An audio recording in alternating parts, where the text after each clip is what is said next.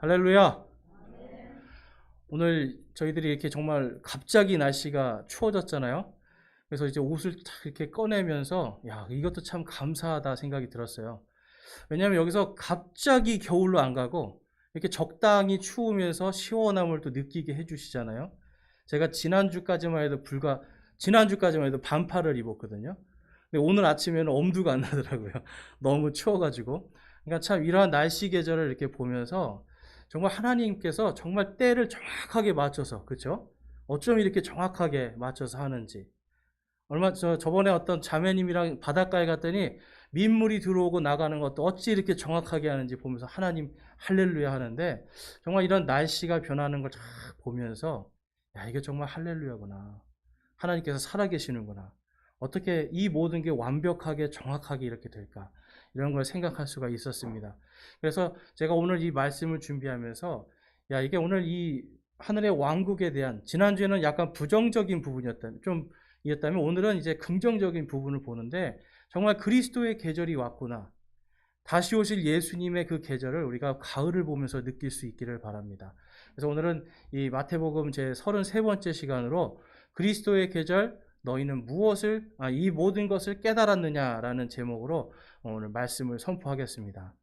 여러분, 이 말씀을 이제 오늘 보면서 이 계절을 보면서 제가 하나님께서 저에게 말씀하시는 것 같아요. 너가 이 모든 것을 깨달았느냐? 여러분, 우리가 자연을 보면서 정말 이것을 우리가 충분하게 묵상했으면 좋겠어요. 이 우주 만물이 돌아가는 거 보면서 내가 정말 하나님을 깨닫고 있는가? 이 모든 걸 보면서 내가 하나님이 살아계신 걸 깨닫고 있는가? 또 그 하나님께서 나를 얼마나 사랑하고 계신가? 그 하나님께서 나를 사랑하셔서 이 땅에 자신이 인간의 몸으로 오셔서 모든 고통과 아픔과 십자가에 못 박혀 죽으심을 다 당하였다는 이 모든 하나님의 은혜를 내가 깨달았는가? 여러분, 가을이 되면 사람들은, 특별히 남자들은 가을을 탑니다.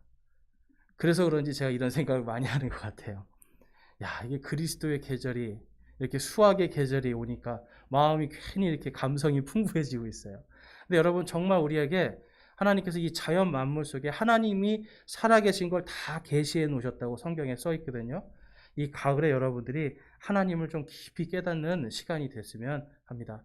여러분, 오늘 말씀 속에서 정말 하나님께서는요, 이 말세에 정말 이 하나님의 추수의 때에 대해서 지금 말씀을 하고 있는 거예요. 하나님께서 이 예수 그리스도를 통해서 이 땅에 구원을 주셨잖아요. 근데 지금 오늘 말씀 속에서도 그렇고 우리 지난주에도 그렇고 하나님께서 반드시 마지막이 있다라는 겁니다. 우리에게는 여러분 반드시 마지막이 있습니다. 사람이 태어나면 반드시 끝이 있는 거예요. 그러니까 여러분, 우리는 무엇을 향해서 지금 가고 있는 거예요? 우리 인생이? 끝을 향해서 가고 있어요. 여러분 생각해 보셨어요? 지금 우리 인생이 끝을 향해서 가고 있습니다. 그러면 뭘 준비해야 될까요? 끝을 향해 가는 인생인데 과연 그 끝에 마지막에 내가 그 끝이 무엇인지를 알고 그거를 깨달았다면 그 끝을 위해서 사는 겁니다. 그래서 인생의 소중한 가치가 바로 그 끝에, 내가 내 인생의 마지막에 거기에 내 인생의 가치를 두어야 돼요. 예수님을 믿지 않는 사람들도 요즘에 여러분, 최근에 한 몇 년 전에 그런 말이 유행을 했습니다. 웰다잉이라는 말이 있었어요. 웰다잉. 우리나라 말로 하면 잘 죽자입니다. 잘 죽자. 그러니까 쉽게 말해서 내가 죽음을 정말 잘 한번 준비해 보자. 이런 게 이제 웰다잉인데요. 우리는 보통 웰빙을 하잖아요. 웰빙. 그렇죠. 어떻게든지 살아남으려고 웰빙을 하는데, 세상에 예수님을 안 믿는 사람들도 웰다잉, 내가 죽음 앞에 섰을 때 나는 과연 어떤 모습일까를 생각하고 준비하자는 사람들이 있었어요. 여러분, 우리 그리스도인들은 어떻습니까? 웰빙을 하고 있습니까? 웰다잉을 하고 있습니까? 우리는 웰다잉을 하는 사람들이에요. 하나님께서 우리에게 그 끝이 무엇인지를 가르쳐 주셨거든요. 그리고 그 끝이 그냥 끝이 아니라 그 다음에 영원한 삶이 있는데, 그 영원한 삶이 하나님의 영생과 복락으로 있느냐 아니면 영원한 형벌에 있느냐, 이 두 가지의 갈림길이 있다고 성경이 분명히 말씀하고 있습니다. 그래서 여러분, 우리는 웰다잉을 해야 돼요. 여러분, 영원한 복락이 있고 영원한 형벌이 있습니다. 어디로 가고 싶으세요? 네, 당연하죠. 영원한 복락, 영원한 행복, 영원한 기쁨 속으로 들어가는 게 당연한 거잖아요. 그러니까 여러분 이 땅에서 살아갈 때 우리의 인생의 가치를 어디에 둬야 돼요? 바로 그 영원한 생명과 영원한 행복에 두는 겁니다. 이 땅에서 여러분 아무리 우리가 정말 잘 먹고 잘 살아도 그게 결국은 여러분 우리는 끝이라니까요. 좋은 직업과 좋은 학교와 뭐 내가 좋은 집과 좋은 차와 모든 걸 다 누려도 결국은 끝이 있어요. 가져갈 수 없는 것들이에요. 그러니까 여러분 우리는 이 땅에서 그러면 우리 인생에 내 마음속에 어디에 진짜 가치관을 두어야 될까? 이걸 생각해 볼 때 이 가을의 계절에 정말 모든 것이 이제는 사실 겨울이 되면 나무가 다 죽은 것 같이 되는 거잖아요. 과연 이 가을의 계절에 우리의 인생의 끝을 어떻게 준비해야 될까를 한번 깊이 살펴보기 원합니다. 여러분 이 성경 말씀에 가보면 이 교회의 끝에 이러한 일들이 있을 것이다. 우리의 믿음의 사람들의 끝에 이러한 일들이 있을 것이다라고 베드로후서에서 이렇게 말씀을 하고 있어요. 베드로후서 2장 1절에서 3절을 가보면 다음과 같이 말씀합니다. 그러나 백성 가운데 거짓 대언자들이 있었던 것 같이 너희 가운데도 거짓 교사들이 있으리니 그들은 그들은 정죄받을 이단 교리들을 몰래 들여와 심지어 자기들을 사신 주를 부인하기까지 하고 자기들 위해 신속한 파멸을 가져오리라. 많은 사람들이 그들의 악독한 길을 따를 터인즉 그들로 인해 진리의 길이 비방을 받을 것이요. 3절에 그들이 탐욕으로 말미암아 거짓된 말들을 가지고 너희를 상품 취급하리니 그들에 대한 심판은 오래되어 이제 지체하지 아니하며 그들이 받을 정죄는 잠자지 아니하느니라 라고 말씀합니다. 여러분 마지막 때가 되면은요 이 사람들이 진리가 아니라 이제는 거짓 교리를 따라갈 것이다 라고 말씀을 하고 있어요. 자, 이 거짓 교리의 특징이 뭐냐면 주를 부인한다는 거예요. 주. 우리의 주님 예수 그리스도의 이름을 부인하는 겁니다. 예수님보다 세상 사는 게 더 우선이 되는 거예요. 예수님보다 내가 이 땅에서 복을 받는 게 더 우선이 되는 거고요. 예수님을 믿는 게 나에게 복이 되는 하나의 어떤 옵션 같은 게 되는 거예요. 그래서 인생에 살아가면서 여러분 그런 사람들이 있습니다. 사회생활을 하기 위해서 교회를 가는 사람들이 있어요.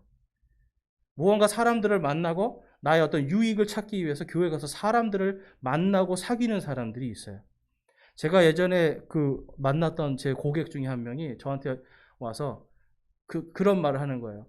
내가 교회를 갈까요? 천주교를 갈까요? 딱 그걸 물어보시는 거예요. 아니, 그게 무슨 말씀이세요? 그랬더니 아들을 장가를 보내야 되는데 천주교인이랑 결혼을 시키는 게 나을까요? 기독교인이랑 시키는 게 나을까요? 그래요. 그래서 아니, 교회를 다니세요? 그랬더니 아니, 나는 불교입니다. 그러는 거예요. 왜 그러세요? 그랬더니 그래도 천주교나 기독교 다니는 며느리가 좀 낫더라고 그러더라고요. 그래서 이 사람은 그가 교회를 가는 목적이 자기 아들 장가 보내기 위한 목적으로 가는 거예요. 주님에 대한 생각은 전혀 없는 거예요. 그래서 제가 복음을 전했거든요. 복음을 전했는데 받아들이지 않습니다. 오로지 생각 속에는 어떻게 하면 좀 더 나은 사람들을 만나볼까. 여러분 교회에 오늘 수많은 사람들이 오늘 지금 이 시간에도 우리나라에 거의 1,000만 명 정도 된다고 하잖아요. 아무튼 수백만 명이 지금 예배를 드리고 있어요. 이 수백만 명의 사람들이 과연 정말 주님을 깨닫고 주님을 사랑하는 마음으로 예배를 드릴까? 정말 주님만이 나의 유일한 인생의 가장 귀중한 내 인생의 가장 보물이요 나의 가장 진주라고 생각하고 예배를 드릴까 한번 생각해 본다면 안 그런 사람들도 많을 거라는 거예요. 여러분 오늘 말씀 속에서 우리가 마지막 때를 우리는 특별히 우리 성도들은 믿음을 준비해야 됩니다.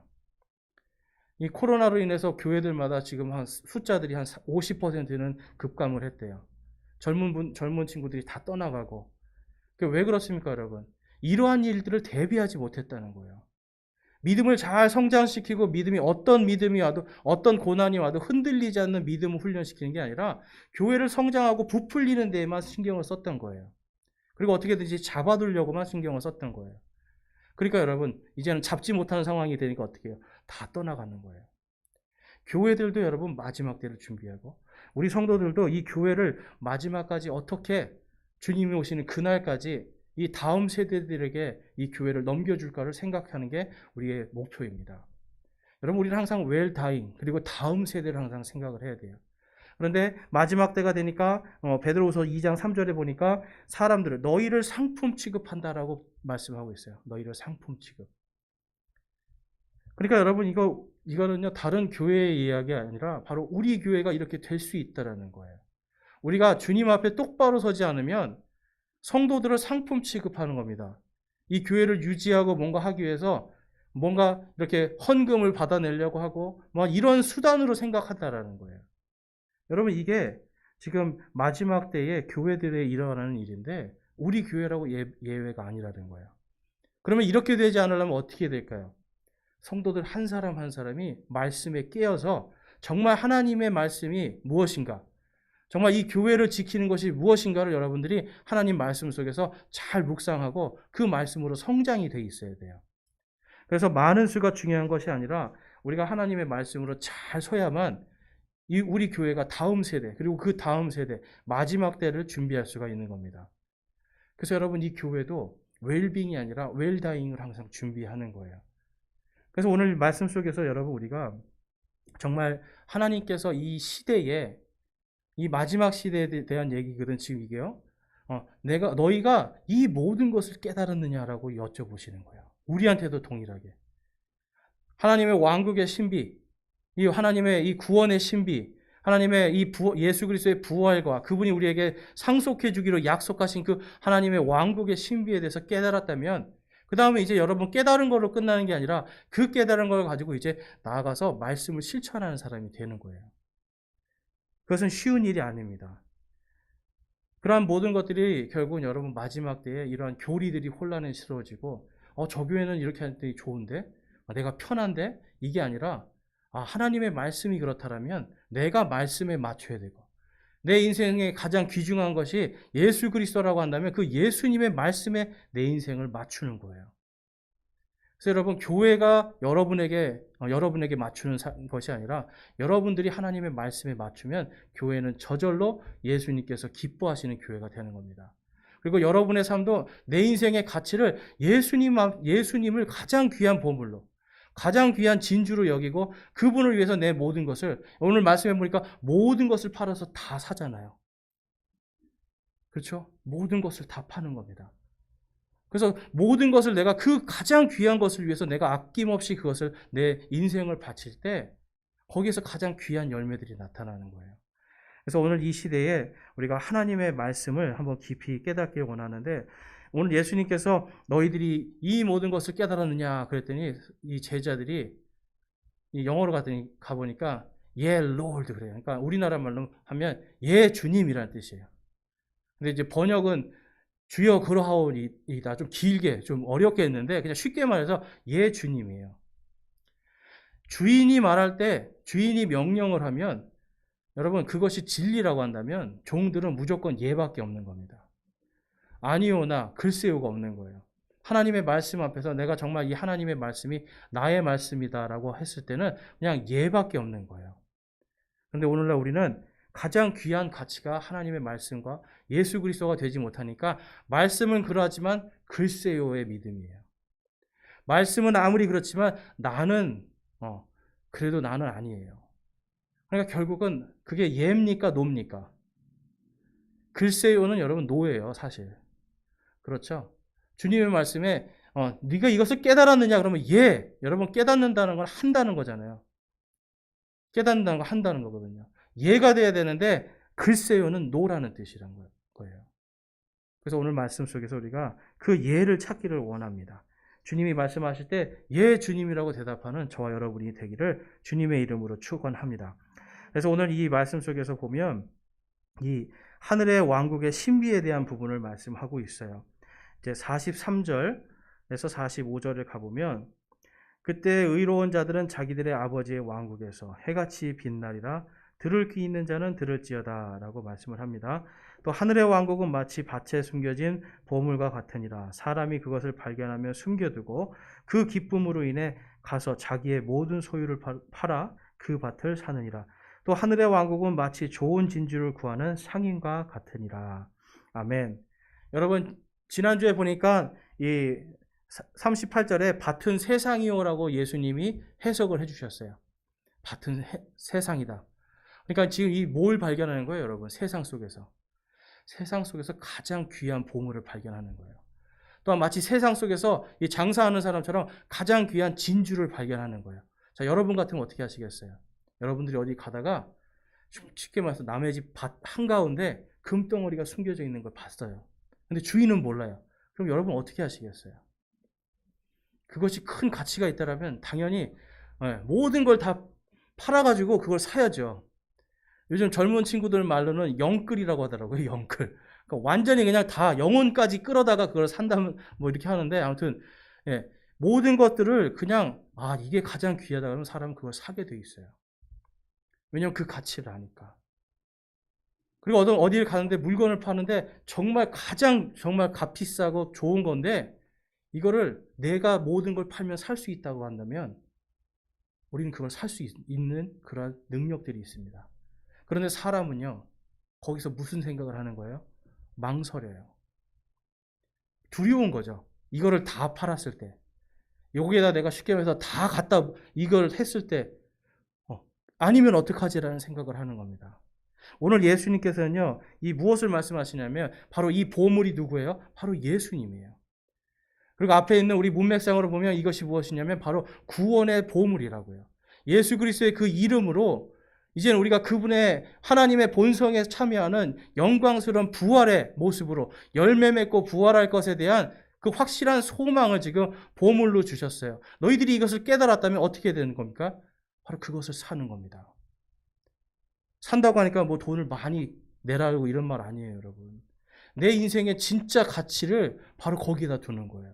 내 마음과 생각을 예수 그리스도라고 하는 그 이름을 바라보면서 예수님의 그 귀한 이름에 내 가치를 두는 겁니다. 그런 사람들은 인생 어디를 가서 내가 회사를 가도 학교를 가도 나는 지금 무엇으로 거기를 가 있는 거예요? 누구의 이름으로 가 있는 거예요? 예수 그리스도의 이름으로 가 있는 거예요. 자세가 바뀌어지는 거죠. 그래서 여러분 우리가 이 예수님께서 바로 그 길, 바로 그 진리, 바로 그 생명이라고 한다면 바로 거기에 우리가 그것을 깨달았다라면 거기에 우리의 인생을 온전히 드릴 수가 있어야 될 줄로 믿습니다.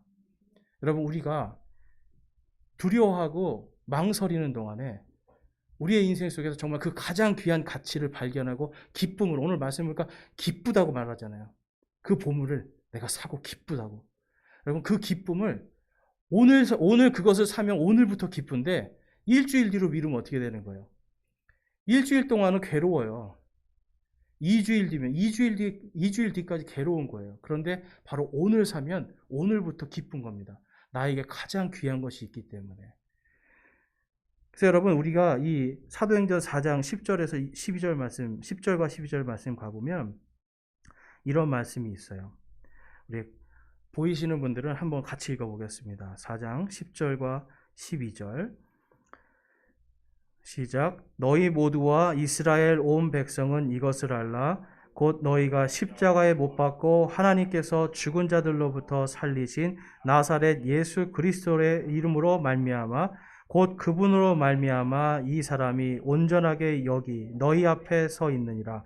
다른 사람 안에는 구원이 없나니 하늘 아래서 우리를 구원할 다른 사람 이름을 사람들 가운데 주지 아니하셨느니라 하였더라. 아멘. 지금 여러분 이 고백은 누가 하는지 아세요? 사도 베드로가 합니다. 예수님께서 너희들이 이 모든 것을 깨달았느냐 할 때 바로 그 자리에 있던 베드로예요. 바로 그 자리에서 예 주님이라고 말했던 베드로예요. 그런데 여러분 베드로는 말은 예 주님 했는데 어땠어요? 예수님이 잡히시던 날 도망갔어요. 여종이 와가지고 당신 예수님 제자지? 그러니까 뭐라 그래요? 난 아니라고. 예수님의 이름을 3번 부인하고 심지어는 저주까지 해요. 여러분 깨달은 사람이에요? 못 깨달았어요. 머리로는 이분이 정말 메시아인가 보다. 이분이 구원자인가 보다. 알았어요.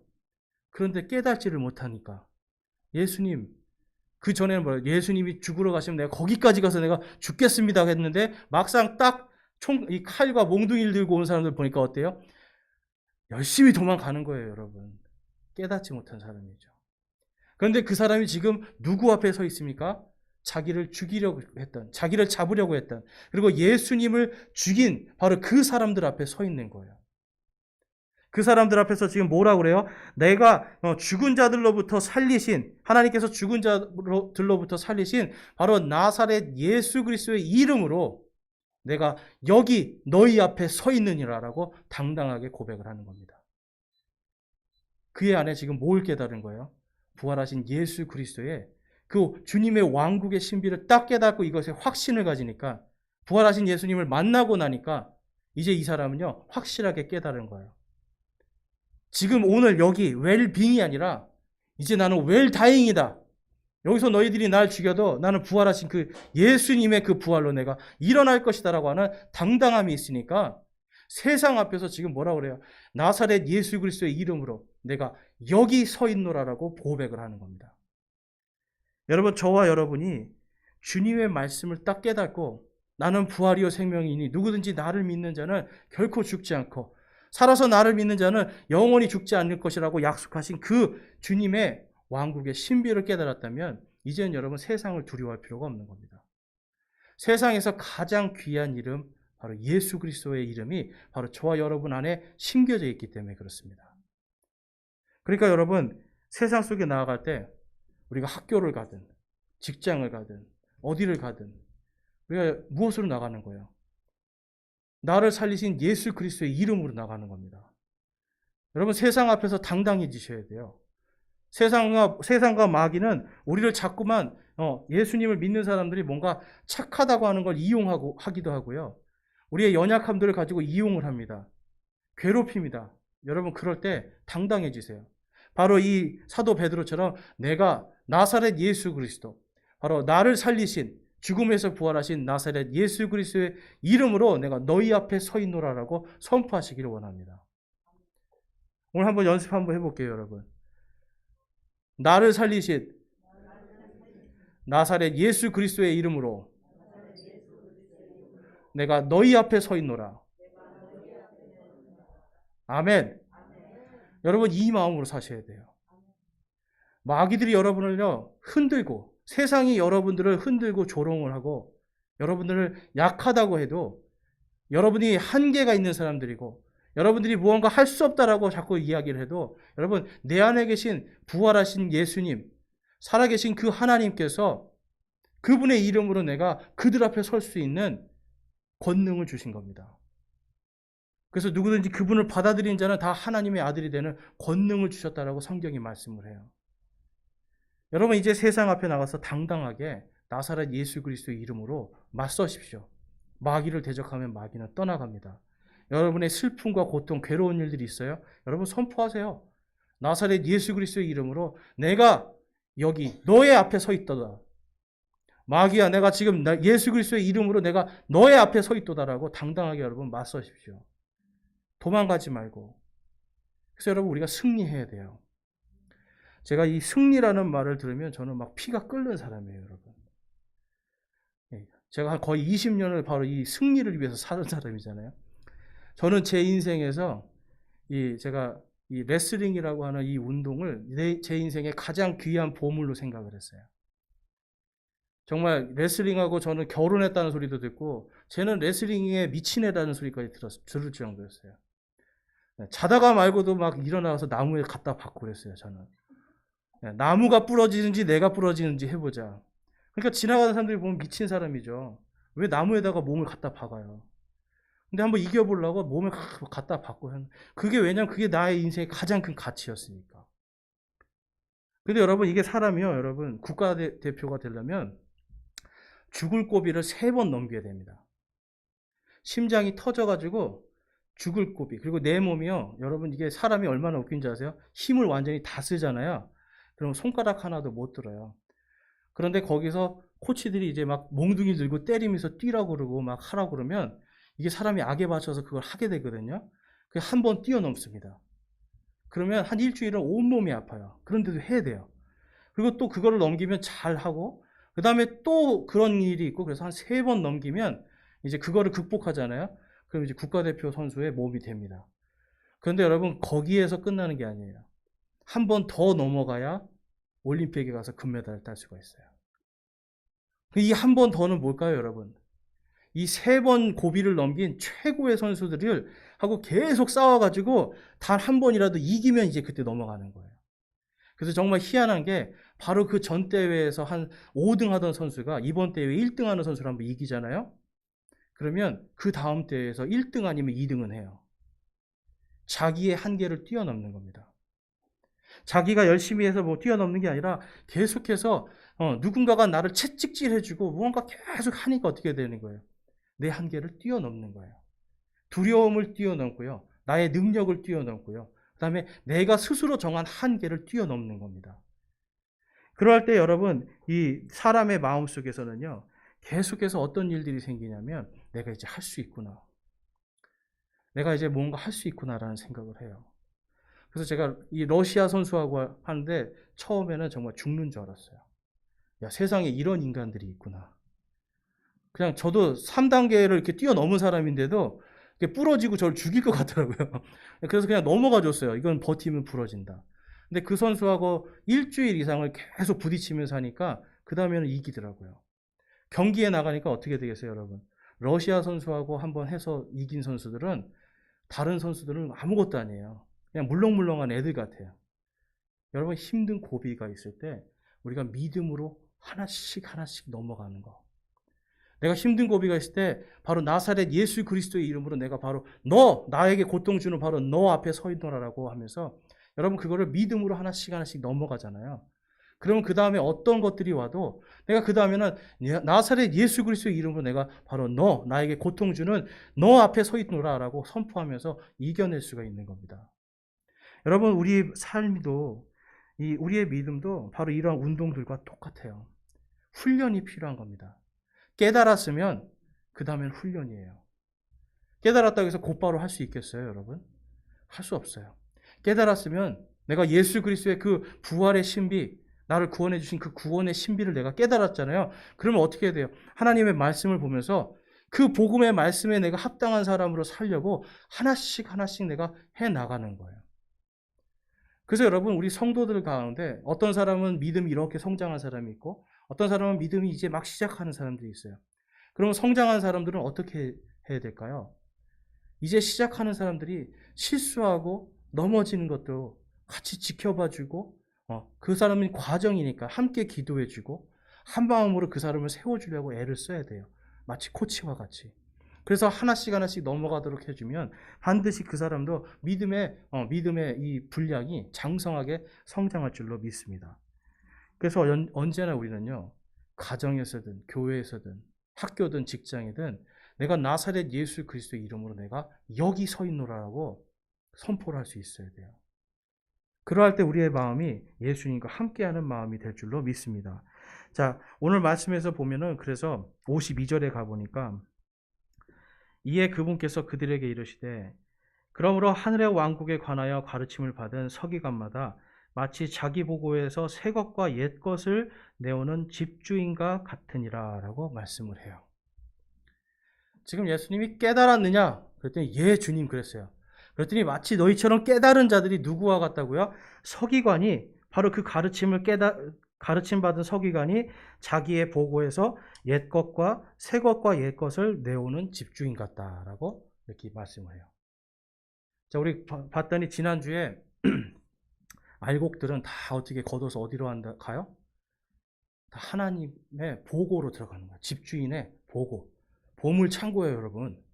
그러니까 알곡들을 다 걷어서 보고로 가지고 들어갑니다.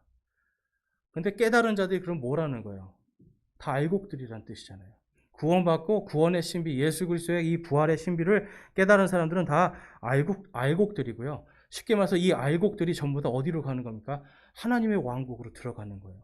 하나님의 왕국 속에서 거기에서 이제 영원한 기쁨을 누리는 겁니다. 그러니까 마치 어떤 서기관이, 여러분 서기관은요, 하나님의 말씀에 무조건 예하는 사람이에요. 1점 하나, 1획 하나도 내 마음대로 찍고 그리는 게 아니라 그냥 내가 하나님의 말씀에 써 있는 그대로 찍고 그대로 긋는 사람들이에요. 말씀대로만 사는 사람들. 그래서 여러분 하나님의 말씀대로 사는 그 서기관이 바로 이 깨달은 자들을 바로 하나님의 보고에서 가지고 나온다. 이것이 지금 하나님께서 말씀하고 있는데요. 여러분, 여기서 지금 보면 옛날에 많은 제가 주석서들을 보면 이 새 것과 옛 것을 그냥 신약과 구약이다. 이렇게 해요. 해석을 해요. 근데 아무리 봐도 이거는 옛 것과 새 것이 지금 알곡을 보고해서 가지고 나오는 거잖아요. 신약과 구약 그 성경책이 아니라 제가 묵상하면서 묵상하고 성경 말씀을 연구해 보니까 이것이 옛날에 이 믿음의 조상들, 옛날에 하나님을 믿고 하나님의 성령 가운데서 하나님의 말씀을 대언했던 그 사람들, 그리고 지금 바로 오늘 우리 교회 시대에 우리 성도들이 예수 그리스도의 그 신비를 깨닫고 구원받은 바로 우리들, 그래서 우리는 새 알곡들이고 옛날에 구약 시대에 하나님을 믿고 죽었던 그 사람들은 옛 알곡들이고, 그래서 이러한 두 알곡들이 지금 마지막 때에 부활해서 나올 것이라는 걸 지금 말씀하고 있는 거예요. 그래서 히브리서 11장에 가보니까 다음과 같은 말씀이 있습니다. 옛 것에 대해서 다음과 같이 말씀을 해요. 히브리서 11장 32절 가보면 내가 무슨 말을 더 하리요? 기드온과 바락과 삼손과 입다와 또 다윗과 사무엘과 대언자들에 관하여 말하려면 내게 시간이 부족하리라. 그들이 믿음을 통해 왕국을 정복하기도 하며 의를 이루기도 하며 약속하신 것을 얻기도 하며 사자들의 입을 막기도 하며 34절에 맹렬한 불을 끄기도 하고 칼을 피하기도 하며 연약한 가운데서 강하게 되기도 하며 싸움에서 용맹하게 되어 외부의 군사들과 싸워 물리치기도 하며 35절 말씀 같이 읽어보겠습니다.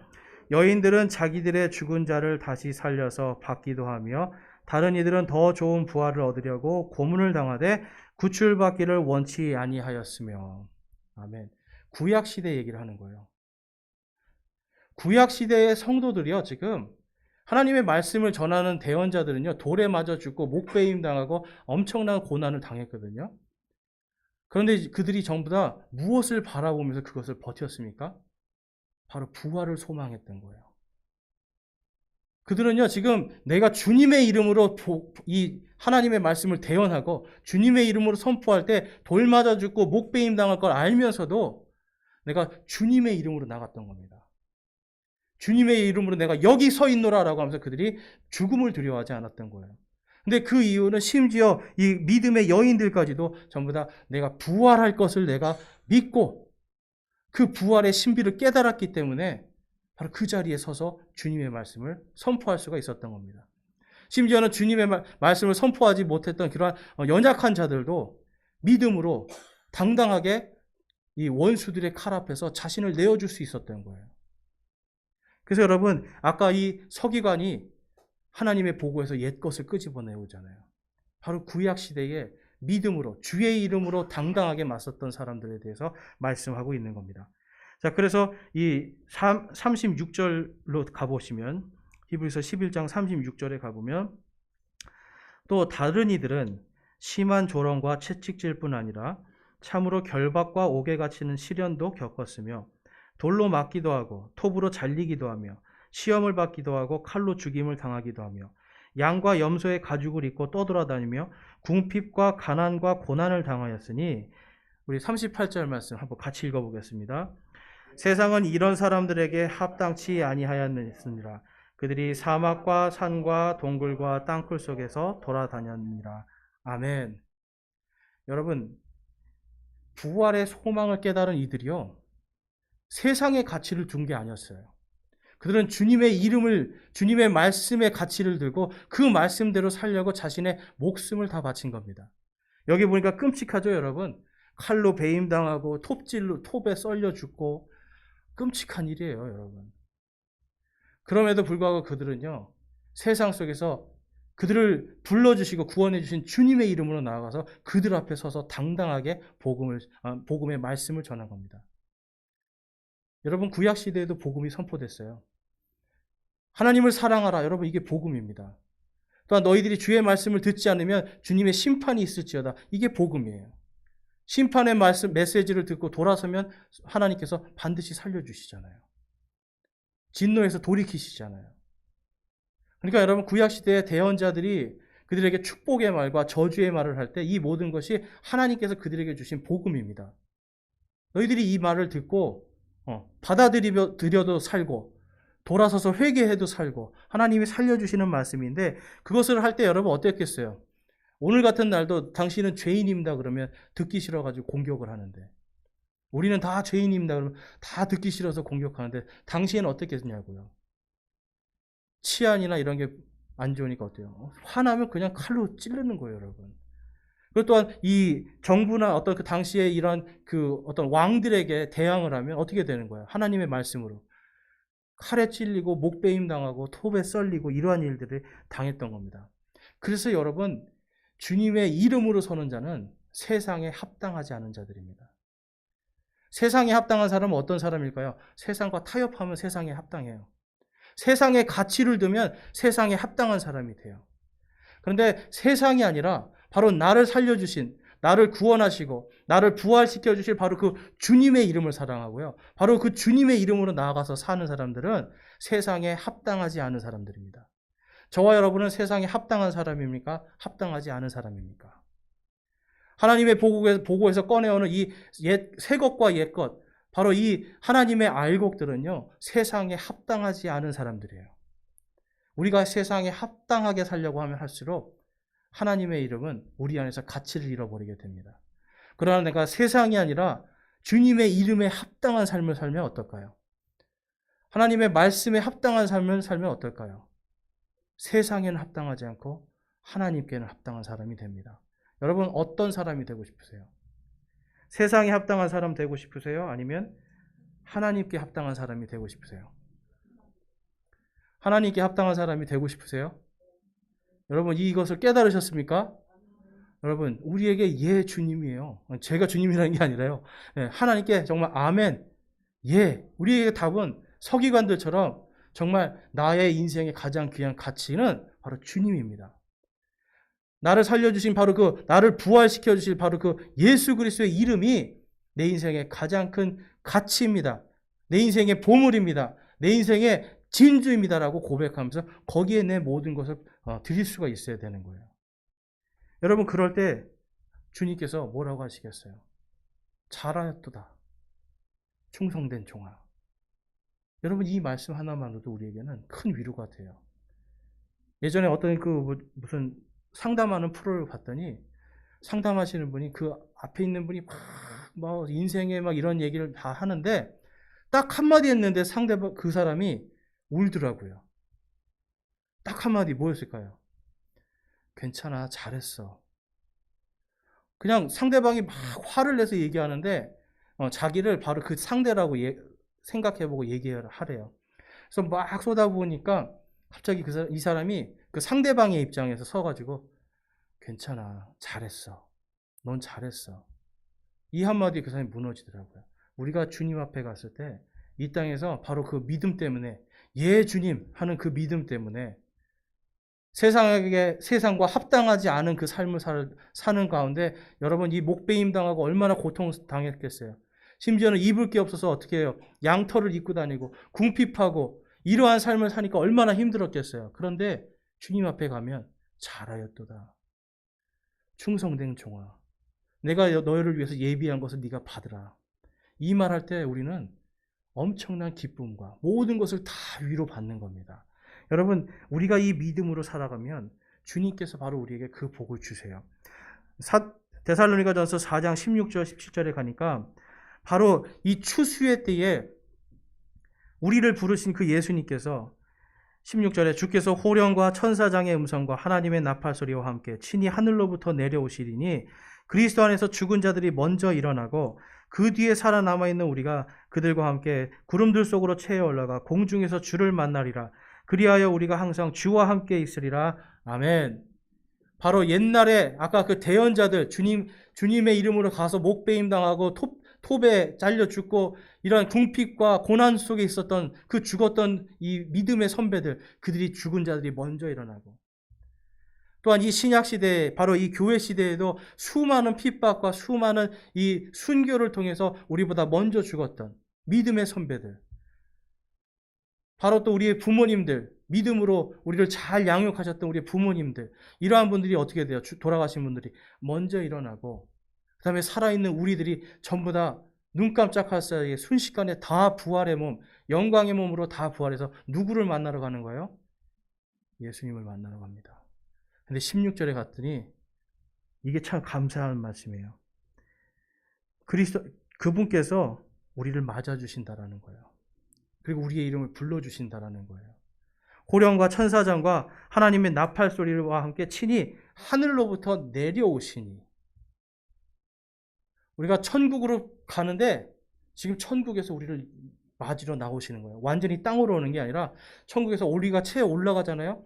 올라갈 때 주님께서 거기서 잘하였다, 고생했다, 내가 너에게 주는 이 영광을 받으라 하면서 거기서 우리를 영접해 주시는 거예요. 여러분, 우리가 주님께 영접받을 만한 뭐 한 거 있어요? 없잖아요. 그런데 주님은 우리가 그 부활하고 영원한 생명으로 주님을 만나러 오는 그게 너무 기쁜 겁니다. 옛 것과 새 것들이 전부 다 부활해서 주님 앞으로 나오는 그것이 너무나 기뻐서 주님이 우리를 맞이하러 나오시는 거예요. 주님께서 원하시는 것은 저와 여러분이 바로 그 하나님의 그 본성에 참여하는 영광의 부활로 다시 살아나고 영원한 생명을 주고 싶은 것이 하나님의 뜻이에요. 그래서 계시록 20장 6절에 가보니까 첫째 부활에 참여하는 자는 복이 있고 거룩하도다. 둘째 사망이 그들을 다스릴 권능을 갖지 못하고 도리어 그들이 하나님과 그리스도의 제사장이 되어 천년 동안 그분과 함께 통치하리로다. 아멘. 여러분, 부활만 시켜주는 게 아니라 뭐라고 그래요? 이제는 둘째 사망이 너희를 감당하지 못할 것이다. 너희는 이제 내 거다라는 뜻이에요. 내 거고, 이 첫째 부활에 참여한 자들은 복이 있는데 무슨 복입니까? 하나님과 그리스도의 제사장이 되어 그분과 함께 통치하는 영광이 있는 줄로 믿습니다. 바로 고린도전서 15장에 가니까 어떤 사람들만요? 바로 예수 그리스도의 그 부활로 부활한 사람들만 바로 이 왕국을 상속받고 하나님과 그리스도의 제사장으로 통치할 수 있다라고 말씀을 해요. 여러분, 우리의 끝이 지금 뭐예요? 뭐가 기다리고 있어요? 여러분, 웰다잉입니까? 네. 우리는 지금 구원받고 지금 우리 안에 지금 웰다잉이 있어요. 왜냐하면 우리는 죽은 다음에 어떻게 되는 거예요? 주님께서 내 이름을 부르실 때, 하나님의 나팔 소리가 울려 퍼질 때에 그때 우리가 전부 다 바로 하나님의 알곡들로서, 바로 이 첫 열매들로서 다 부활해서 주님을 만나는 그 영광, 하나님의 왕국을 상속받는 그 영광, 주님과 함께 이 땅을 다스리고 정복하는 그 영광이 지금 우리를 기다리고 있어요. 여러분, 이것이 여러분 소망이 되십니까? 이것이 여러분의 인생에서 가장 큰 가치를 가지고 있습니까? 여러분, 이게 우리에게 가장 큰 가치예요. 사람이 온 세상을 다 얻어도 자기의 혼을 잃으면 아무 소용이 없다고 예수님이 말씀해요. 아무 소용 없는 거잖아요. 온 세상을 다 얻어도 여러분, 우리가 죽으면 아무 소용 없는 거예요. 그러면 우리 성도들은요, 지금 무엇을 가장 귀하게 생각해야 될까요? 바로 우리가 바로 이 예수 그리스도라고 하는 그 이름을 깨달았다는 것. 그 이름으로 구원받았다고 하는 이것을 내가 깨달았을 때에 내 인생의 가장 소중한 가치를 어디에다 둬야 될지는 확실합니다. 여러분, 어디에 두어야 돼요? 예수님의 이름에 두어야 돼요. 주 예수께서 우리에게 명령하신 것들을 내가 실천하고 지키는 것에 내 인생에 가장 귀한 가치를 두어야 됩니다. 그런데 우리는 자꾸만 세상에서 실패하기도 하고 세상의 가치를 두니까 어때요? 세상의 가치를 두니까 주님의 기쁨이 없어요. 세상의 가치를 두니까 주님이 나에게 주시고자 하는 기쁨을 얻을 수가 없어요. 주님, 조금만요. 제가 이것 좀 하고요. 아니요, 주님, 잠깐만요. 저 좀 이거 하고요. 하나님의 말씀을 내가 보고 깨닫고 내가 알지만 실제로 행하지 않는 것이 너무나 많다는 겁니다.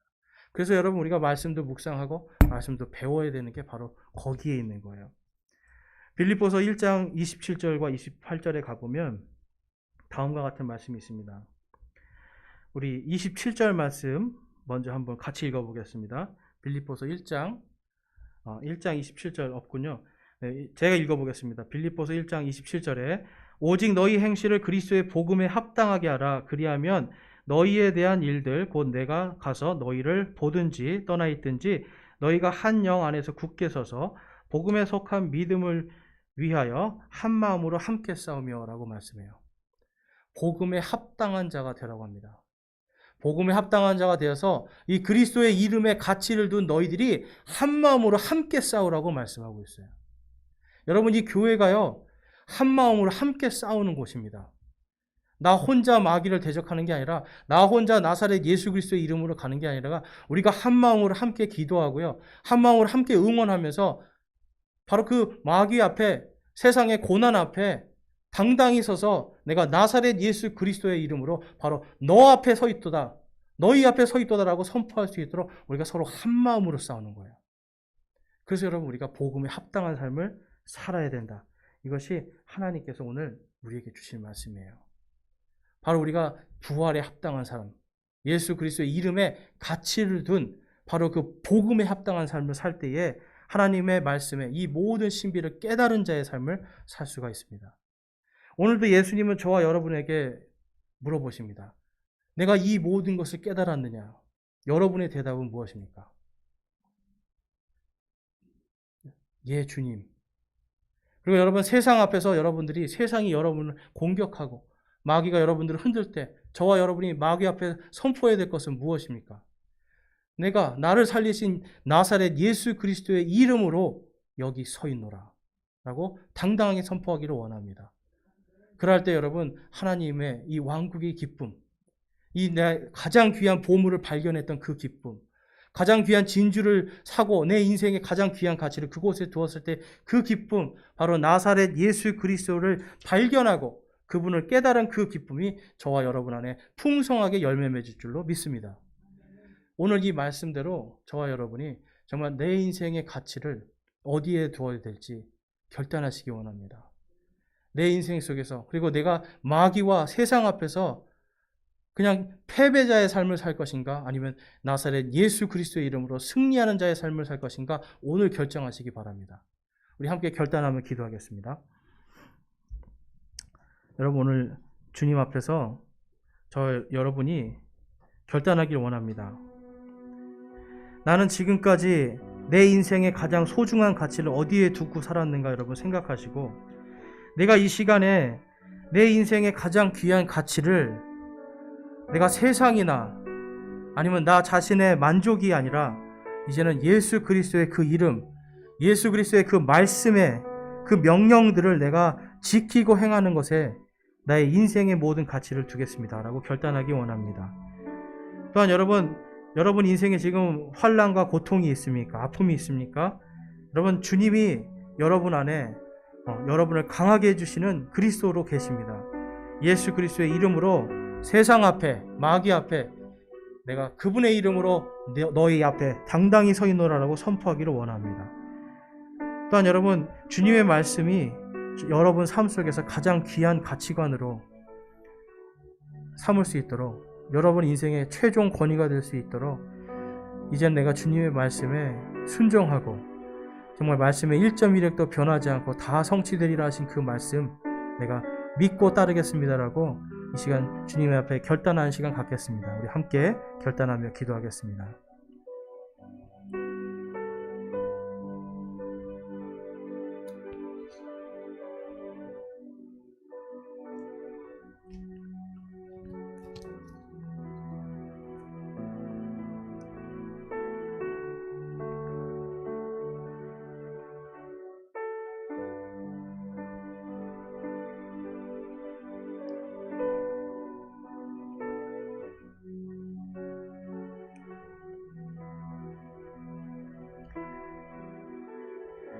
오늘 시간 주님 앞에 결단한 우리의 마음을 드리겠습니다. 여러분, 내가 이제 세상과 나의 만족에 나의 인생의 가치를 두는 것이 아니라 나를 구원하시고 나를 살리신 그 예수 그리스도의 이름과 그분께서 나를 부활하고 그분의 영광에 참여하게 해주시는 그 하나님의 왕국의 신비, 그 복음의 말씀에 내 인생의 가장 귀한 가치를 두겠습니다 라고 결단하신 분 있으면 우리 손을 들어 하나님께 마음을 드리겠습니다. 지금부터 내가 세상이 아니라 바로 나의 주 나의 하나님 예수 그리스도께 내 인생의 가장 귀한 것들을, 가장 귀한 가치관을 두겠습니다 하시는 분들은 손을 들어 하나님께 마음을 드리겠습니다. 감사합니다. 내려주시고, 내가 지금까지는 마귀에게 패배를 당하는 삶, 세상에 이끌려 다니는 삶을 살았는데 이제 내가 세상에 합당하지 않은, 그리고 하나님께는 합당하여서 이제 내가 나사렛 예수 그리스도의 이름으로 내가 여기 너희 앞에 서 있노라라고 당당하게 선포하기를 원합니다 하시는 분 있으면 우리 손을 들어 하나님께 마음을 드리겠습니다. 모든 고난과 고통 가운데 내가 이제 나사렛 예수 그리스도의 이름으로 내가 승리하기를 소망합니다. 믿음으로 승리하기를 소망합니다 하시는 분도 손을 들기 원합니다. 감사합니다. 손 내려주시고요. 여러분들께서 결단하신 대로 하나님의 말씀을 깨달은 자의 그 풍성한 열매, 기쁨의 열매가 저와 여러분 안에 풍성하게 열매 맺기를 주님의 이름으로 축원합니다.